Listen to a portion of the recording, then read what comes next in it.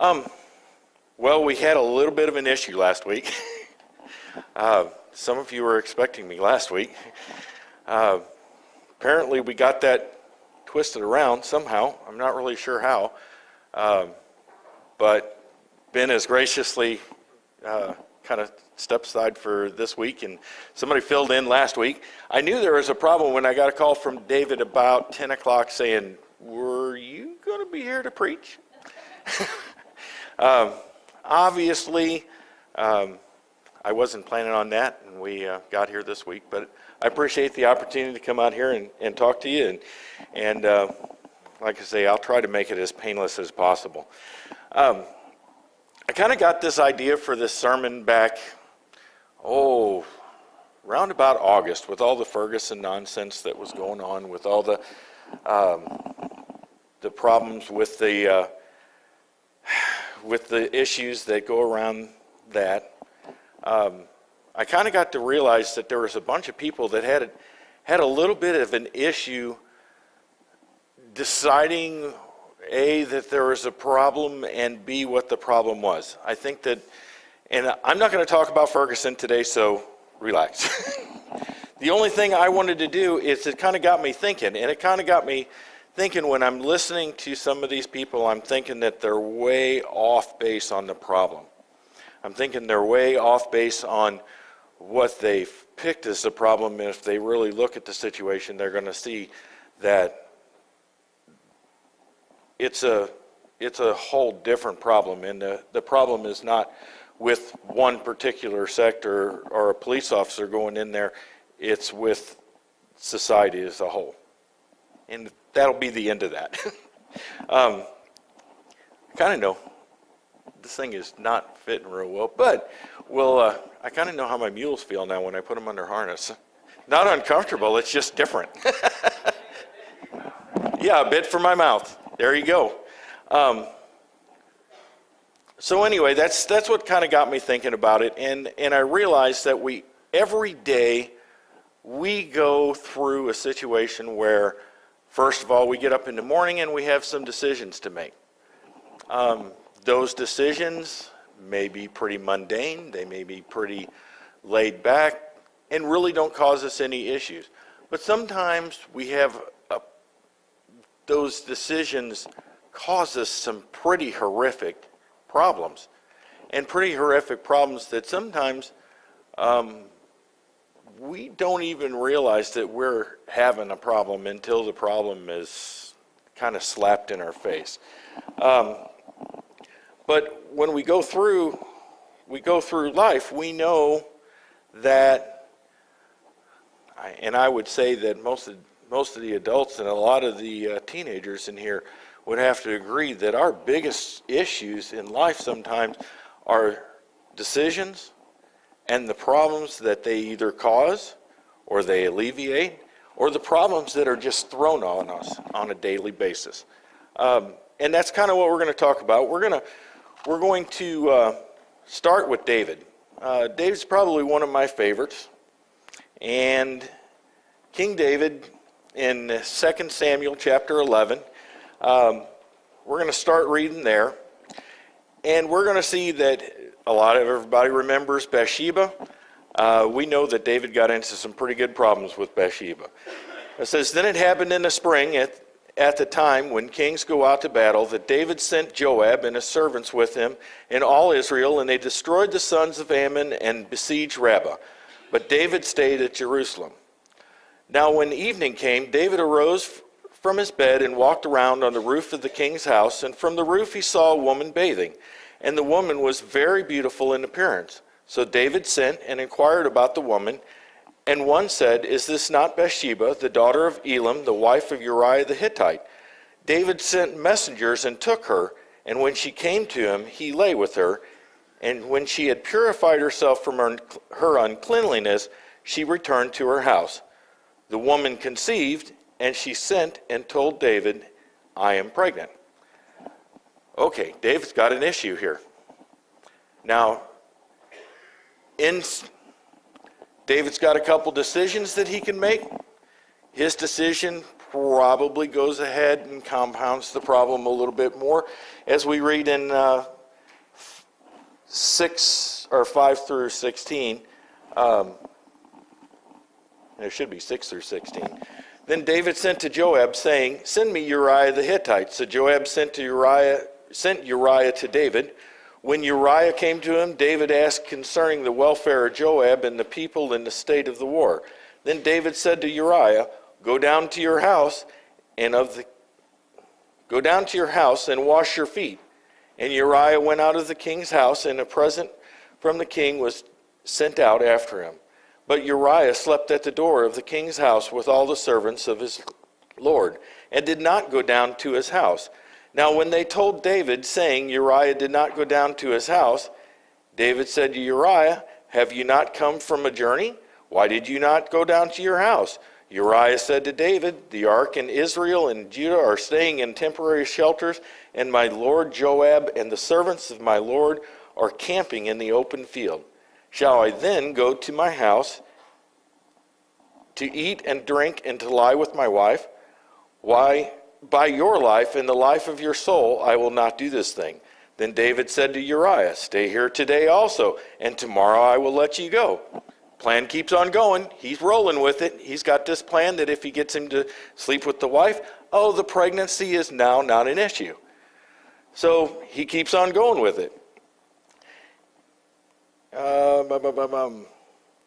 "Stay here today also, and tomorrow I will let you go." So Uriah remained in Jerusalem that day and the next.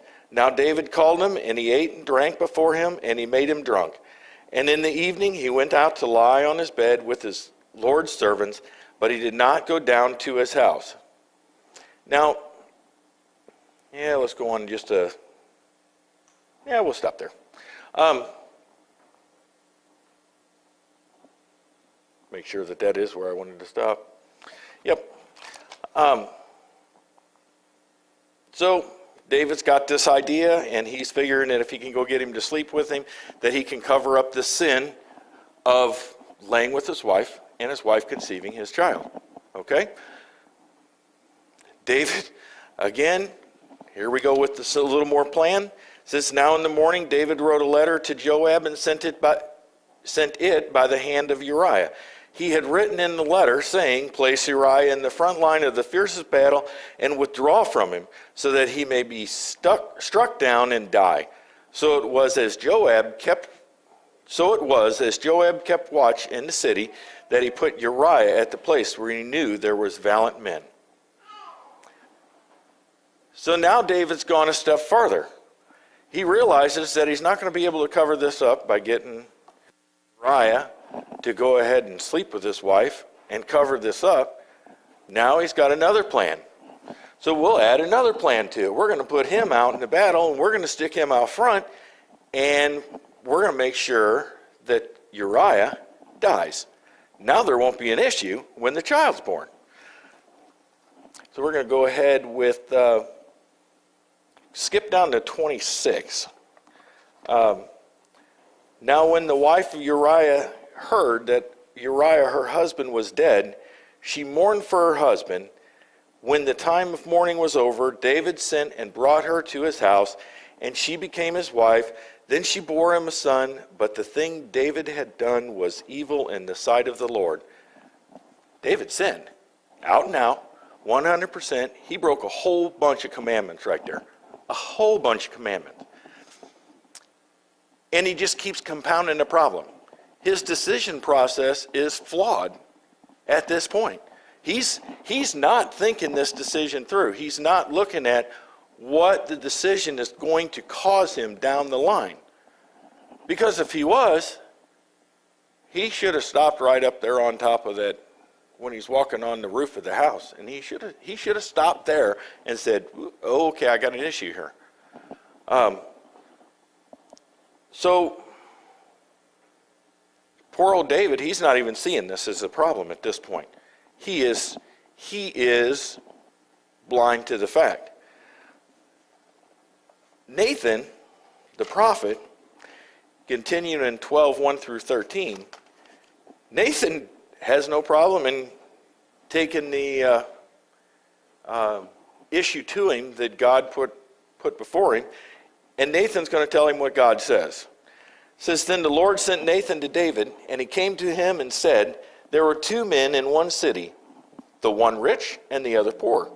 The rich man had a great many flocks and herds, but the poor man had nothing except one little ewe lamb, which he brought and nourished, and it grew up together with him and his children, and it would eat of his bread and drink of his cup and lie in his bosom.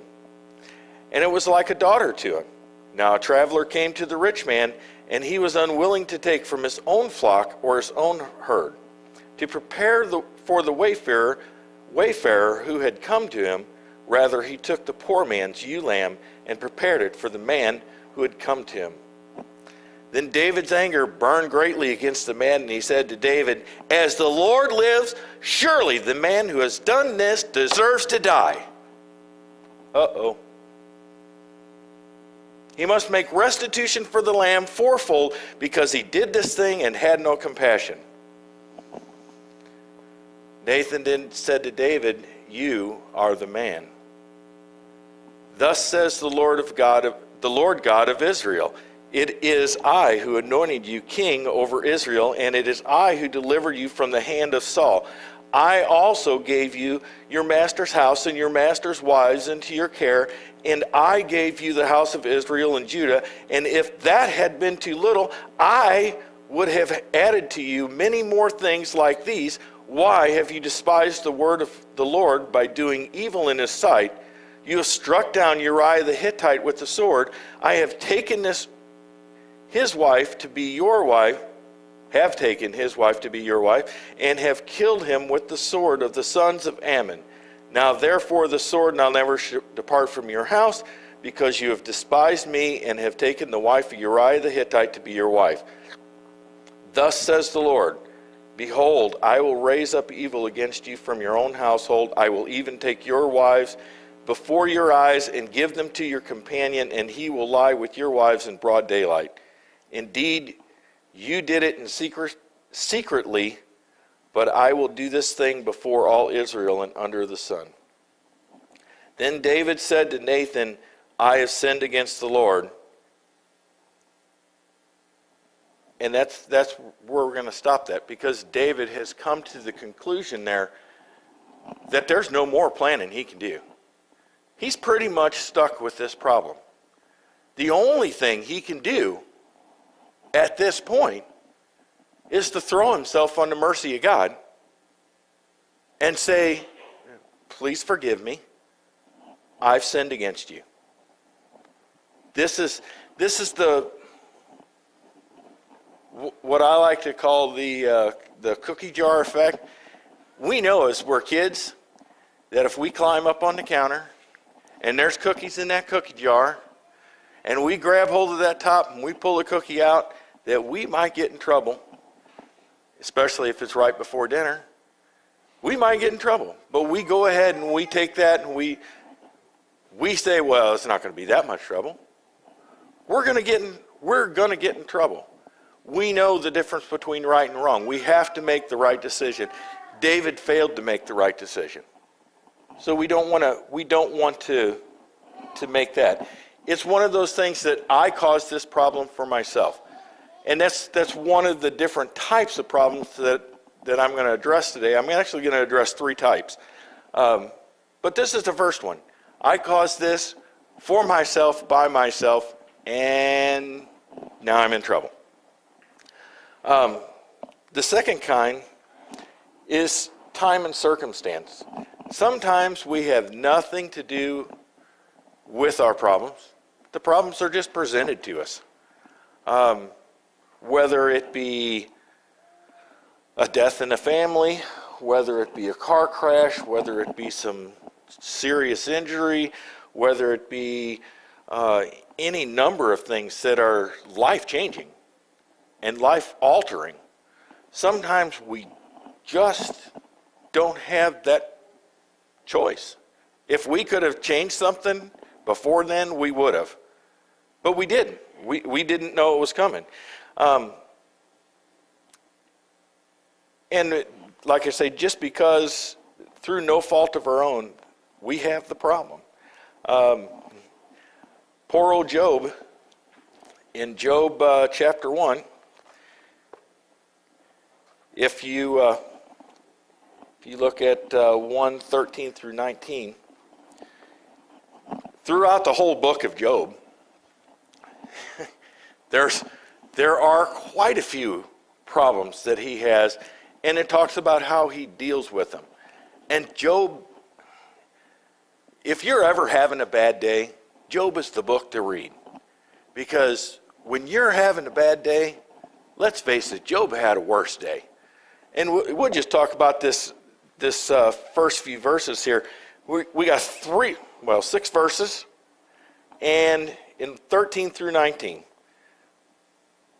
On the day when his sons and his daughters were eating and drinking wine in their oldest brother's house, a messenger came to Job and said, the oxen were plowing and the donkeys feeding beside them, and the Sabaeans came and took them. They also slew the servants with the edge of the sword, and I alone have escaped to tell you. While he was still speaking, another also came in and said, the fire of God fell from heaven and burned up the sheep and the servants and consumed them, and I alone have escaped to tell you. While he was still speaking, another also came and said, the Chaldeans formed 3 bands and made a raid on the camels and took them and slew the servants with the edge of the sword, and I alone have escaped to tell you. While he was still speaking, another also came in and said, your sons and your daughters were eating and drinking wine in their oldest brother's house, and behold, a great wind came from across the wilderness and struck the 4 corners of the house, and it fell on the young people, and they die, and I alone have escaped to tell you. Do you think he was having a little bit of an issue letting strangers or somebody come into his house at that point? You know, after 3 or 4 of them coming in and saying, hey, I got this to tell you.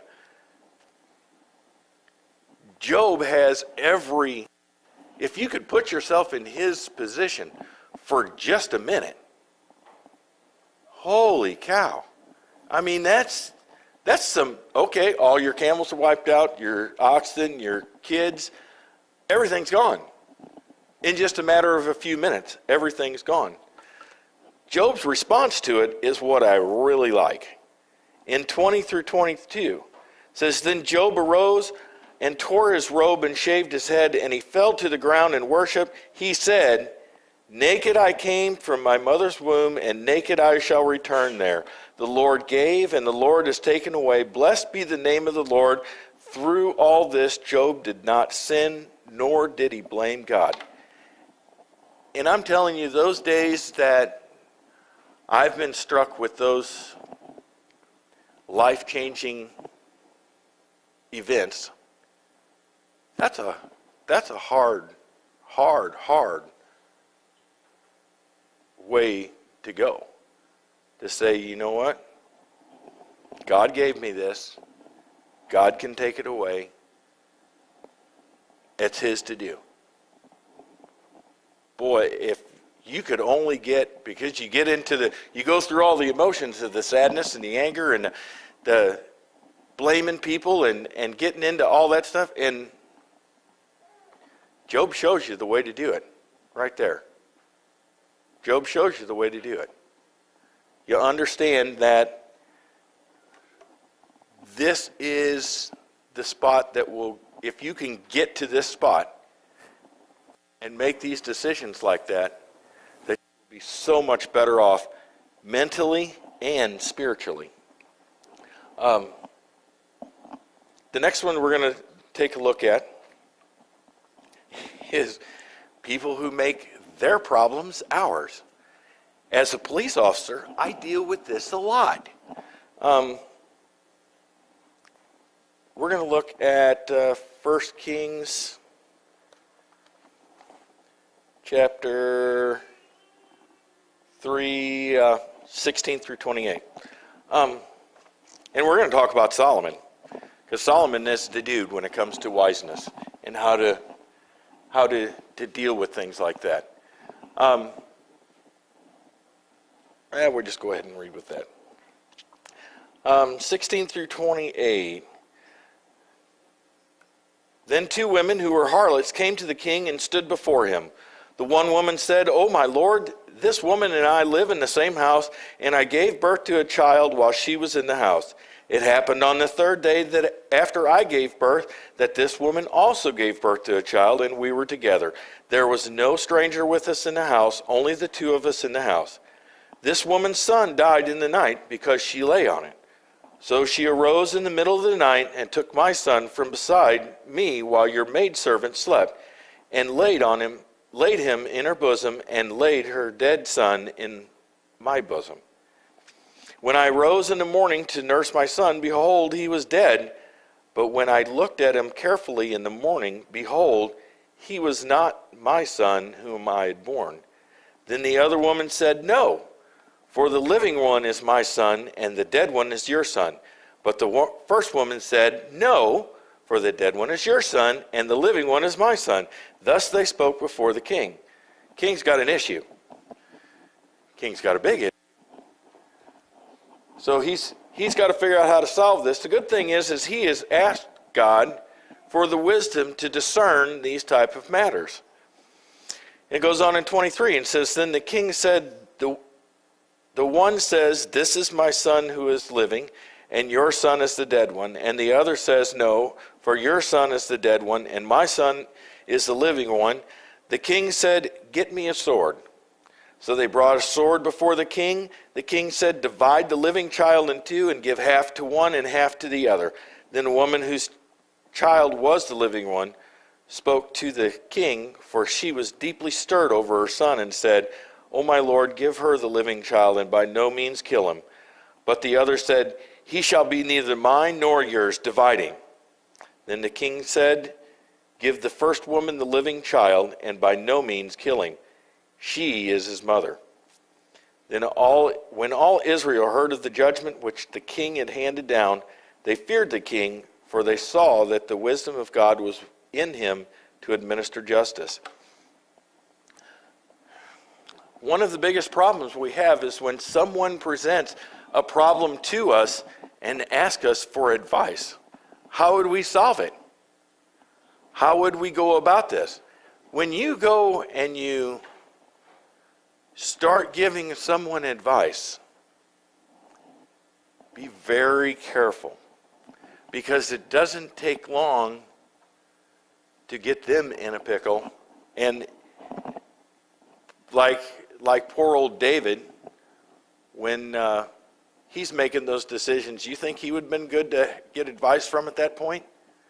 Because he's making some awful decisions really quick. So it's important that you pay attention to what you're saying. Ask God for the wisdom to discern these things, especially for like the elders of the church, the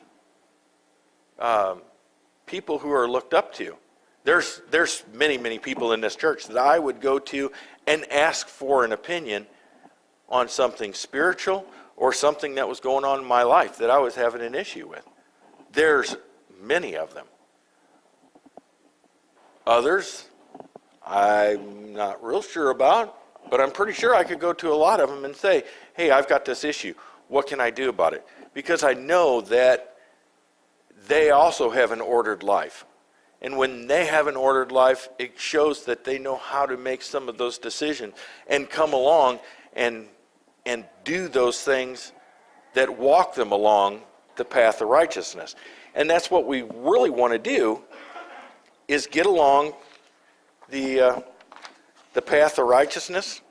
And our eventual goal, if I could get this paper to lay like I want it to, is to get to the kingdom of God. Our eventual goal is to be one of God's children, and for him to welcome us into the kingdom and say, "Well done, my good and faithful servant. Come on in." That's what I want. That's what I want to see for everybody here. And if we make those decisions with God, if we do as Solomon did, and continually ask for God's wisdom to help us with those decisions, to help us with those problems that are presented to us, to prevent us from getting into a major issue, we're doing pretty good. we should seek the wisdom to discern the real problem and not the perceived one. Make sure that we don't do like David did. David looked at the problem and says, well, I know what the problem is. And then slept with her and got her pregnant. That's the problem. That's not the problem. The problem was he sinned against God. And if you're going to do that and you're going to try to discern that problem, make sure you're looking at the right problem. Make sure you're looking at the right part of it and not just centered on, this is an issue right here. I can't blame the board that I'm cutting for being too short. It's not the board's fault. I cut it that way. I measured it that way. I messed it up. It's my fault. Now, maybe I didn't have my glasses on. Maybe I just looked at the doggone tape wrong and I didn't count enough little tick marks there. I don't know. But make sure that you're blaming the right part of it. Make sure that you're looking at the right problem that you can deal with this. I deal with this a lot of times with neighborhood disputes. Man, what a mess. You go in there and you start talking to this neighbor and this one. It starts out by somebody usually giving a nasty look at somebody, or they give them some obscene hand gesture, or they do something that makes the one person mad. Well, instead of just saying, well, that kind of made me mad a little bit, and you probably shouldn't do that anymore, what do? Well, you got to retaliate.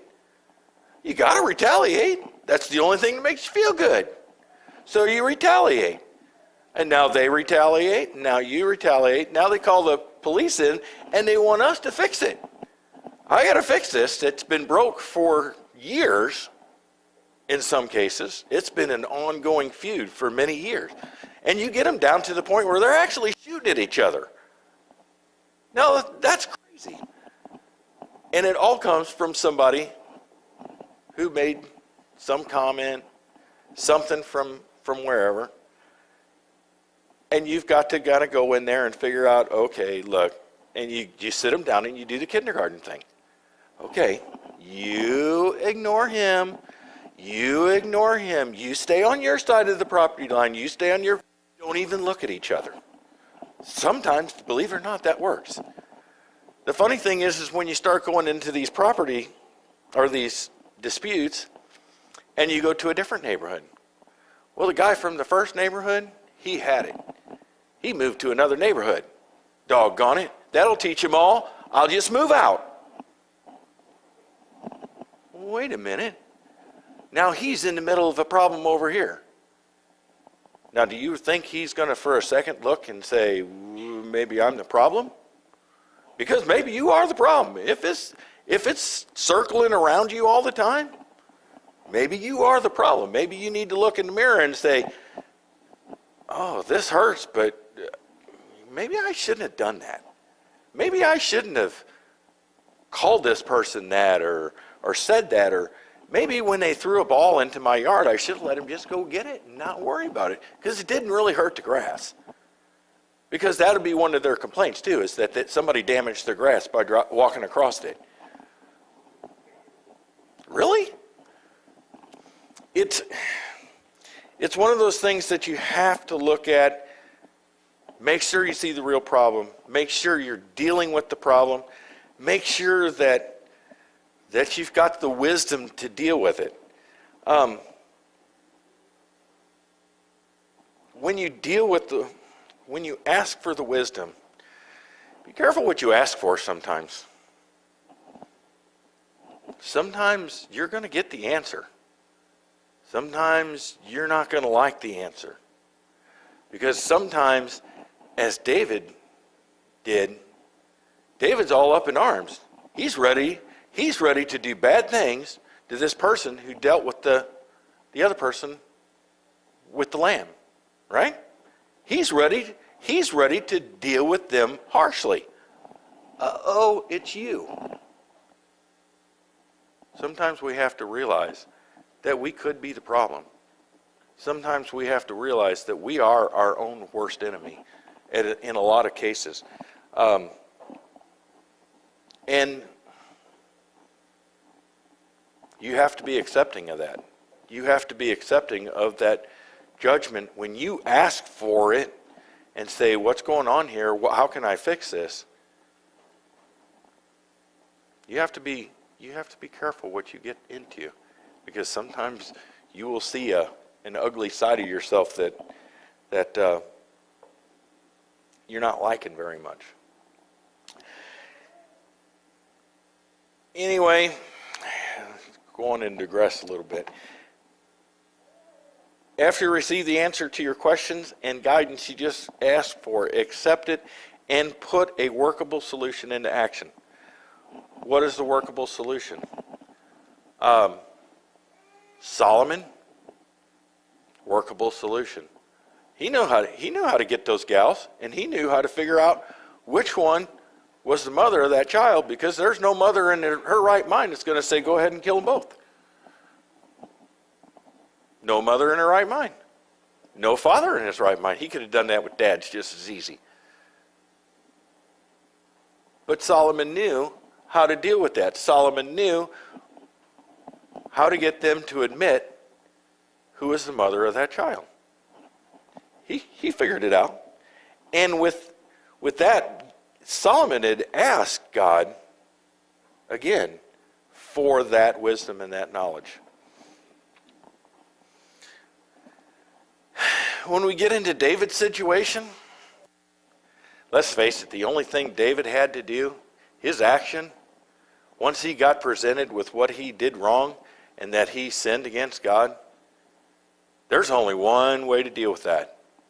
As a Christian, we have to ask God for forgiveness. And we have to have the ability to accept the fact that we've been forgiven by God. Because I know a lot of people who say, well, I can't go to church.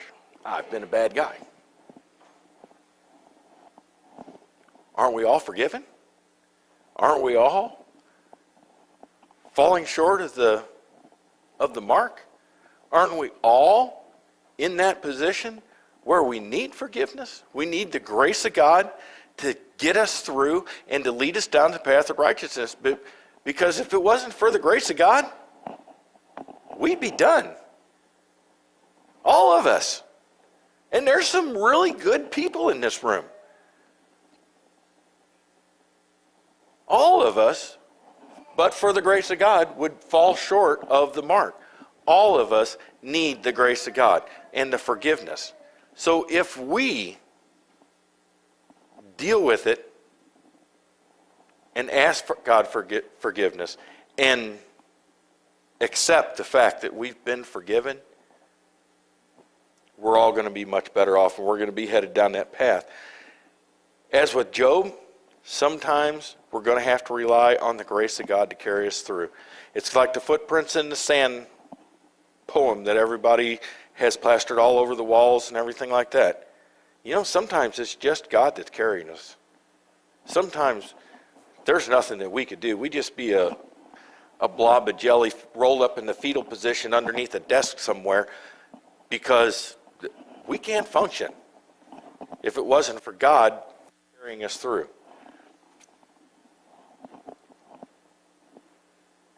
The thing is that we have to understand that the path to the kingdom is narrow. The path to the kingdom is very easily strayed from. It's very easily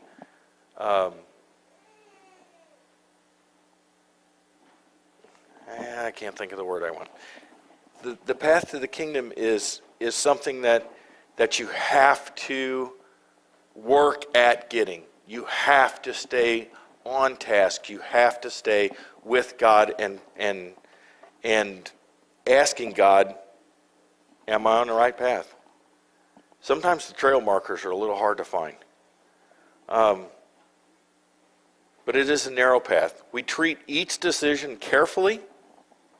We look at the cause and effect. And above all, we should ask God to be with us and help us make those decisions. Cause and effect is easy. Drunk driver gets into a car. He knows he shouldn't be driving. He knows that by driving that car, all he's trying to do is get home. He kills 4 people on the way home. Cause and effect. If he had made that decision, if he had made the decision that says, you know what, maybe I ought to call somebody to come get me. Do you think? He wouldn't have been in the situation he was in. Decisions are important. Problems are sometimes caused by decisions.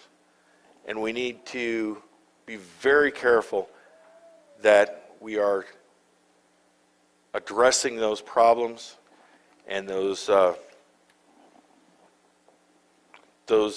decisions in a manner that would make God proud and lead us down the path. Lead us down the path to the kingdom. And that would be all I have. So I don't know if that's long enough or short enough, but